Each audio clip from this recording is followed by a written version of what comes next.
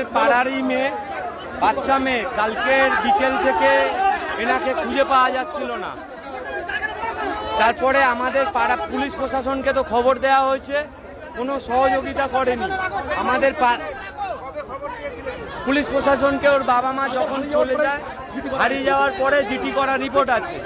আমাদের পাড়ার ছেলেরা, এই পাড়ার ছেলেরা, ওই পাড়ার ছেলেরা সারা রাত খোঁজাখুঁজি করেছে, পায়নি। রাত্রির বেলা থেকে সন্দেহ হয়েছে, সকালে গিয়েছে ভিডিও ফুটেজ দেখে, দোকানের ক্যামেরার ফুটেজ দেখে আমরা দুজন ছেলেকে সন্দেহ করেছি। তাদেরকে তোলার পরে আমরা সবাই মিলে গিয়ে, ক্যাম্পের পুলিশ গেছে, কোনো পুলিশ আসেনি, এছাড়া এই বডিটা আমাদের পাড়ার ছেলেরা উদ্ধার করলো।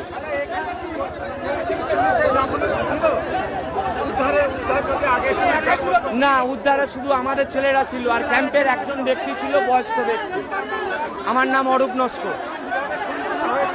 মেয়েটাকে যা পজিশন বোঝা যাচ্ছে, কিছু ছেলে ছিল 4 জন, তারা সবই হিন্দু ছেলে, আনন্দ নাম, গোড়ে নাম, আমাদের এই সামনে ব্যাংকের পিছনে বাড়ি। ওরা সম্ভবত পোস্টমর্টম না করলে জানা যাবে না, তবে ওরা মেয়েটা